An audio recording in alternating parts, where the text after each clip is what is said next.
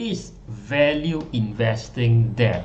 Now, I don't want to give you my opinion. Rather, I want to show you what has happened in the past years, especially after the pandemic, of what are the actions the best value investor in the world, Warren Buffett, has done. And I want to give you all this info so you can piece together all this information scattered around and form an independent opinion, okay, or insights of whether you think value investing is that or not. So the first thing is, basically you don't need to look further than the so-called icon of value investing, which is Warren Buffett, right? And the thing is, Warren Buffett at the time of this, right, it's early 2021, reaps a $40 billion from holding its stake in the Apple stocks since the Apple stocks price bottom at the start of the pandemic, which is in March 2020. And what happens? Well, conventionally, I think Berkshire Hathaway by Warren Buffett has not been very excited or invested in all these technology stock, but I think he's getting old and he has some lieutenants or fund manager that's actually managing this for him. You know, they make such a decision to invest into Apple stock, and it might have been one of the best move ever, as you can see over here. And in this news piece says that Apple stake, or by Warren Buffett, Berkshire Hathaway, is now 40% of his equity portfolio, right? 40%, that is more than half. And you can see that it's because Apple stock has been skyrocketing. Like what, in the bottom it was $60 per share. Now it is up to how much end of the year? It is at 120, so it has doubled.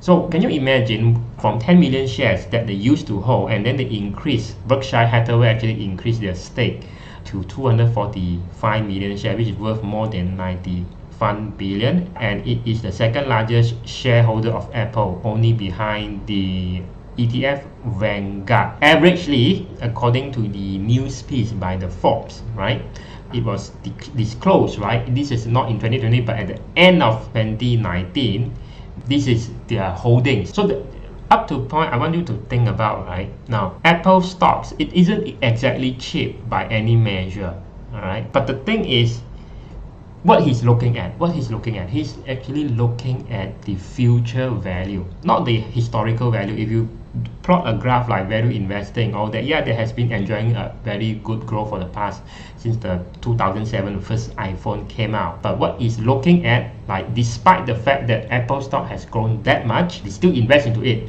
because they're looking at the future as one of the dominant player, Apple, in the smartphone market, right? Now, during the pandemic, what also happens is that Berkshire Hathaway, Warren Buffett, sell all airline shares during the pandemic. But the thing is, airline shares, from value investing standpoint, before the pandemic, if you were to look behind, like, you know, driving a car, you look behind, if you look at all the statements, all that, airline shares are okay. I mean, they're doing well. People will travel. But the thing is, they would rather cut loss, right?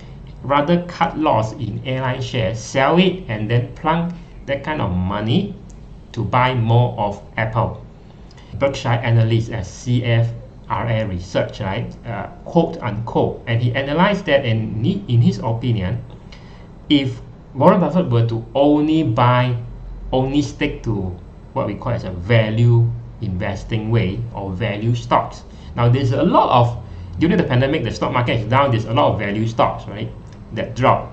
But the thing is, these so-called value stocks, by looking at the past statement and past income, intrinsic value, probably would not have that kind of growth prospect as much as Apple, which is why they say, if I were to have a choice, buy Apple, which is, by the way, is not exactly cheap, versus all these value stock is actually cheap, but the growth prospect isn't as fast or as huge as Apple. And this analyst actually say that, you know, the portfolio, Berkshire Hathaway, would not have done that well if he only stick to whatever he has been doing for the past 4 or 5 decades, which is value investing methodology, right?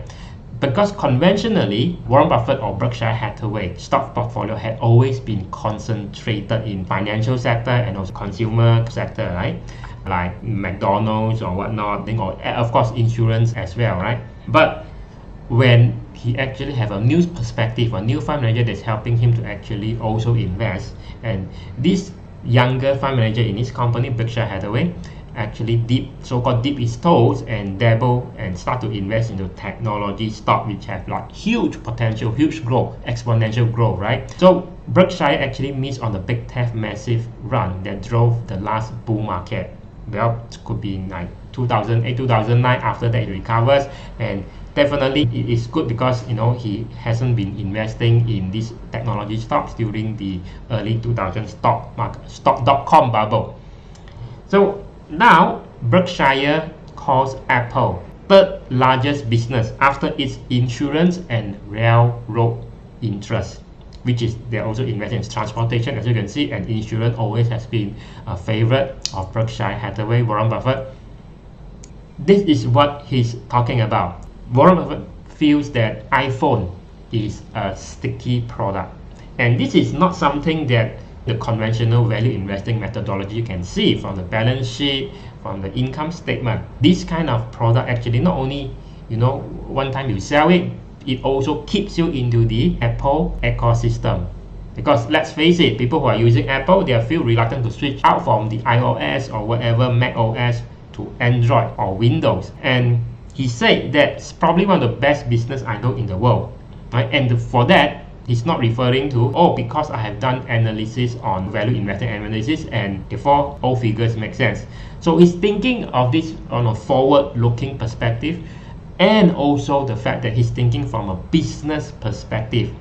Evidently, he said, I don't think Apple as a stock, I think it as our third business. But on top of that, you can see that Berkshire also owns that much of shares of Amazon, which is worth again in the billions. One of Warren Buffett's deputies, right, are the one that actually decide to invest into Amazon, Jeff Bezos, back in 2019 before the pandemic struck. But the thing is, Amazon isn't exactly cheap, right? If you were to actually compare Amazon stock, the way it's really undervalued was back in the early 2000s, dot-com bubble. Amazon wasn't really making any money anymore, so the value investing methodology would have dismissed Amazon as a viable stock to invest into. But that would be the cheapest, right? So it's called undervalued, but the thing is, he misses that. So going forward, I think it's no longer using what a lot of people thought he was still using, the value investing methodology. What he's actually looking at is the growth and how sticky the consumer is to the certain brand or business, right?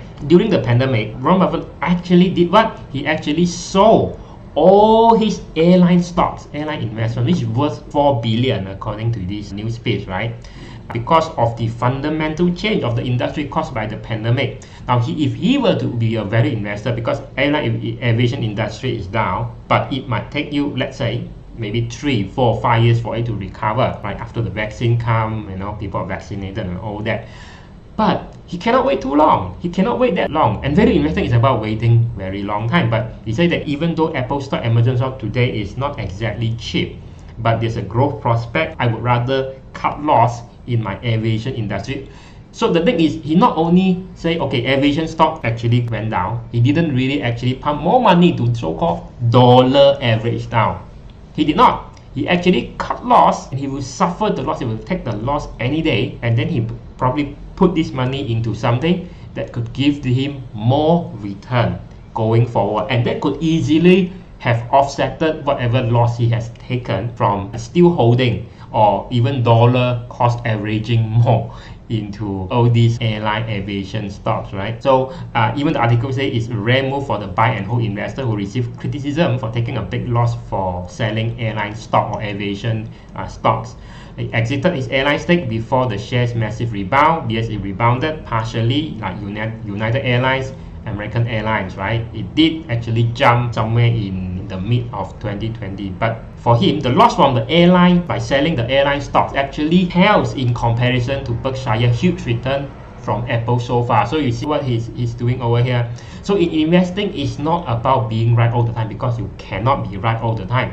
what you do is that if you understand business, if you understand economy, it's basically about making decision or investment bets by knowing all this, so that you actually make more than you lost. So Warren Buffett did lose money, but even he cannot see the pandemic coming, so therefore it's not his fault. And value investing actually cannot predict. The airline industry has been so good over the years. If not, he would not have hold to an aviation stocks which is worth 4 billion, right? Is he stupid? No, because he know they wouldn't go anywhere. But because pandemic strike is unexpected, he would rather cut loss, park that money into something that could actually not only recoup whatever loss by cutting loss into aviation stocks, but also can grow exponentially faster and higher going forward, right? So in summary, I think investing today going forward, it's not really only about the fundamentals. It's not only about looking at the statement, because these are the past. And yeah, I mean, it works still, but the thing is,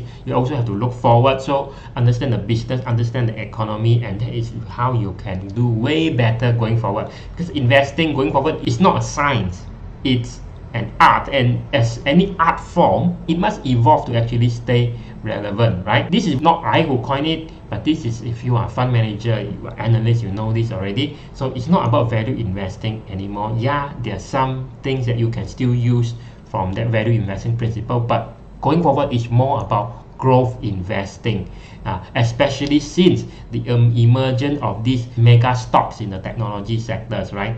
And because there is this so-called a new economy coming up. Now, the old economy, we are talking about railroads and consumer goods and financial. Now, this is the what we call old economy stocks. The new economy stocks, mostly we are talking about company in the tech sector that evolve, or even conventional company, or used to be old economy stocks, will evolve. You're looking at things even like Alibaba in China, in Tencent, all these, they are evolving, right? And then they're actually redoing how some conventional industry are actually operating. But the thing is, you have to understand that there are still some major risks when it comes to this new economic stock, and this is what I want to share with you. The major risk of new economic stock is when it comes to government influence, when it comes to regulatory changes, and when it comes to political events. Just as I was recording this, you know that at the end of President Trump tenure as a president, right? He did something on his Twitter or Facebook that caused this riot in US, in Washington DC. As a result, Twitter and Facebook actually suspended his account. And then because of that, the stock price actually dropped. So can you actually expect that? Can value investing predict that? No. Okay? No. Because of this new economic stocks, new technology, very disruptive. When there's a political event changes, when there's any political events, right? Or when there's a government that interfere or regulator interfere to dictate what this new economic stock can or cannot do, so that actually indirectly determine which company will be still the winners and which company will be the loser. Now, a very good example of this is what happened to Alibaba. Now, not Alibaba, it's Ant Financial, a subsidiary like the PayPal in China, PayPal equivalent subsidiary of Alibaba, which is called Ant Group or Ant Financial mega IPO. You can see that it probably are going for the biggest IPO in history back in October 2020. Okay, 34 billion. But what happened? A few days before the IPO, Beijing, the China government actually shut down to say that you cannot go IPO, and this is a very good example of government or the regulator intervention. And then the IPO was scrapped. Not only that, the Ant Financial did not go public listed, it also affect the stock price of its main company Alibaba as well, right? This value investing basically talk about like PE ratio or book value and all that. But going forward, it's not only about that. The value of the company, sometimes you cannot quantify it using conventional like PE method or book value method in value investing, because there are things that more value are created from investment in terms of a lot of intangible assets, namely, patents, brands, and customer acquisition. We are talking about Google. Does Google own like a lot of properties and all that? No, it pales in comparison to its intellectual property, right? Brands, Google as a brand. What are the patents when it comes to the search engine? And that is the valuable thing. And you also have heard that when it comes to TikTok, they are getting into some trouble with US government. They are afraid that US citizen info will be shared to Chinese government. Therefore, they want to shut down TikTok in the US. Okay, what happened? And then is that ask some US existing company, Microsoft, whatnot, to actually bid to buy TikTok, but not buy TikTok as an app, but to buy that kind of algorithm behind TikTok. Now that is the secret sauce, for a software. But the thing is, Chinese government no, I could sell you the frame, but the inside, the heart of this, probably not. And that is the one that makes money for this, let's say, TikTok algorithm or all that, right? That is the core, that is the priceless thing for any technology, right? The core, the algorithm, the intellectual property, the secret sauce. It's not too much about whatever you can see, whatever is tangible. No, it's all in here, intellectual property, right? And this is actually intangible. And if you are an accountant or whatnot, from accounting standpoint, you look at this, hey, is this intangible thing, branding, pattern and all that, worth so much or not, right? Because this, you cannot really quantify that. This is what you think is worth that much, right? So again, different people have different opinion on all this intangible, right? On book value and PE ratio and all that, right? So that being said, if you have found this very insightful, give this video a like and subscribe. We have a lot of investing or whatnot videos, very deep analysis over here, not your normal kind of simple straightforward kind of lesson that I publish. There are some funny, there's some funny videos as well in the channel, Lieu channel. So make sure you subscribe, hit on the notification bell, and give it a like if this analysis has been eye-opening from you. Comments below if you still think value investing is very much usable, or comments below too if you think yes, after looking at all this, value investing is dead.